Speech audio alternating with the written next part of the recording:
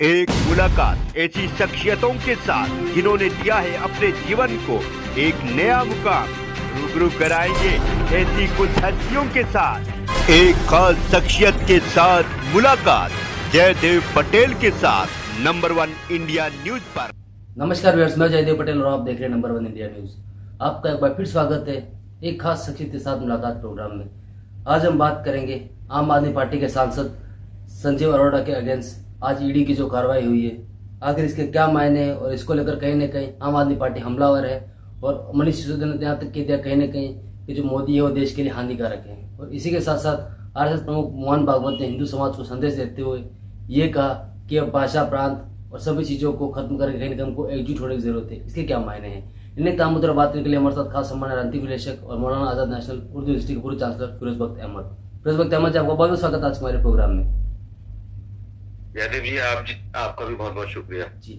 फिरोज बख्त अहमद जी, आपसे मेरा पहला सवाल है कि आम आदमी पार्टी के सांसद संजीव अरोड़ा के अगेंस्ट आज जो ईडी की कार्रवाई हुई है, इसको आप कैसे देखते हैं? क्यों कहीं ना कहीं इसको लेकर राजनीतिक बहुत तेज हो गई है। देखिए जयदेव भाई, ऐसा है, ये जो कहा जाता है कि ईडी जो है गवर्नर्स के जरिए भेजी जाती है, सरकार के जरिए भेजी जाती है, बीजेपी मोदी जी के जरिए भेजी जाती है, इन बातों में कोई दम नहीं है।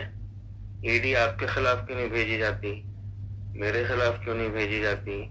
भाई कोई गलत काम नहीं करेंगे तो नहीं आएगी ईडी।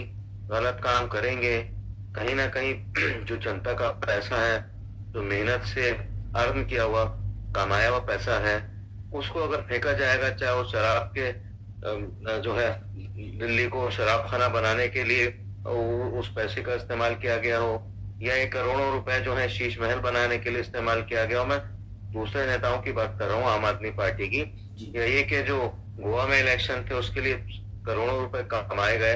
ये देखिए, कुछ ना कुछ तो होता है ना, ऐसी थोड़ी धुआं निकलता है। आग कहीं लगती है जब भी धुआं निकलता है। तो कुछ ना, जो भी है, जिन नेताओं के खिलाफ भी जो भी ईडी आई है, कुछ ना कुछ जरूर हुआ है। अगर कोई छूट गए हैं तो उसका ये नहीं है कि वो दूध के धुले हैं, तो कुछ तो बात रही होगी ना। और छूटने का भी मतलब यह है कि अगर वो छूट भी गए हैं कुछ नेता ईडी से या कोर्ट से, तो कहीं ना कहीं उनका अपना एक जो सियासी जो पद है उसमें उसकी भी मदद रही होगी।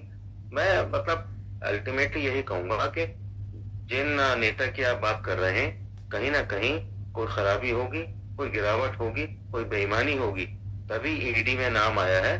वरना तो एक ईमानदार आदमी का ईडी में नाम आने का कोई मतलब ही नहीं है। जी। फिरोज बख्त अहमद जी, आज ईडी की संजीव अरोड़ा के अगेंस्ट जो कार्रवाई हुई उसको लेकर मनीष सिसोदिया ने प्रेस कॉन्फ्रेंस करते हुए ये कहा कि हानिकारक है नरेंद्र मोदी देश के लिए। ऐसा है, देखिए, हिंदुस्तान है ना, एक आजाद मुल्क है। यहाँ हर इंसान को कुछ भी कहने की आजादी है, ठीक है। जो बात ये नरेंद्र मोदी साहब के लिए कह रहे हैं, अगर ये रूस में पुतिन के लिए कहते, या यूएई में वहां के शेख के लिए कहते, या सऊदी अरब में, चाइना में वहां के प्रीमियर के लिए कहते, तो आपको भी पता है, दुनिया जानती है, सलाखों के पीछे इनकी जो है जगह होती और पता नहीं कितने मुकदमे लग गए होते।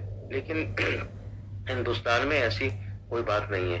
हिंदुस्तान में आप कुछ भी कह सकते हैं, प्रधानमंत्री को आप कुछ भी कहते रहिए, गाली गलौज करते रहिए। मतलब हजारों गालियां लोगों ने दी हैं प्रधानमंत्री को, लेकिन प्रधानमंत्री का तो एक जो मंत्र है वो ये है कि तुम मेरे ऊपर पत्थर फेंकते जाओ और मैं उन पत्थरों को जमा करके तुम्हारे लिए ही एक भवन बनाता मैं चला जाऊंगा। इस बात में कोई दम नहीं है। मोदी जी कौन है, क्या है, 10-11 साल से लोगों ने देख लिया है, ठीक है। जनता आज भी उनके साथ है, आज भी उनके लिए दीवानी है, ठीक है। मोदी जी को गाली देने से या उनको बुरा कहने से कुछ होने वाला नहीं है। जी। फिरोज बख्त अहमद जी, आरएसएस प्रमुख मोहन भागवत जी ने कहीं न कहीं हिंदू समाज को संदेश देते हुए ये कहा कि भाषा, प्रांत, समाज और कहीं न कहीं जो भेदभाव, मतभेद है, उन विवादों को खत्म करके अब हमको एकजुट होने की जरूरत है अगर सुरक्षित रहना है तो। इसके क्या मायने? देखिए हाँ, बिल्कुल आप सही फरमा रहे हैं जयदेव साहब। ये मोहन भागवत साहब जो हैं, ये बहुत ही सुलझे हुए, सधे हुए और बहुत ही शालीन किस्म के जो है नेता तो नहीं कहूंगा, एक मार्गदर्शक हैं देश के, ठीक है। और मुंह से जो भी बात निकालते हैं बहुत ही नापी तुली होती है और पूरे समाज के की भलाई के लिए होती है। हिंदू समाज को उन्होंने बहुत अच्छा एक, मैं समझता हूँ कि एक संदेश दिया है कि सब मिलके रहिए, एकता के साथ रहिए। और हिंदू समाज बहुत ठंडक के साथ सदियों से रहता चला है, इसी का उन्होंने पैगाम आज भी दिया है। हिंदू समाज के लिए नहीं, वो हर समाज के लिए ही इसी तरह की भाषा का इस्तेमाल करते हैं, चाहे वो मुसलमान हो, चाहे वो कोई भी जो है समाज हो। तो उनका, मैं समझता हूँ कि उनका रहना बहुत जरूरी है हिंदुस्तान के लिए। और मुझे याद आ रहा है कि एक दफा उनके लिए इमाम उमर अहमद इलियासी ने कहा था कि वो हमारे, यानी जैसे गांधी जी की जगह वो हमारे मार्गदर्शक हैं, और मतलब ये उनको एक खिताब दिया था, वो कोई गलत खिताब नहीं दिया था। जो काम गांधी जी कर रहे हैं बिल्कुल वही काम जो है जो मार्गदर्शक हैं मोहन भागवत, वो भी वही काम कर रहे हैं।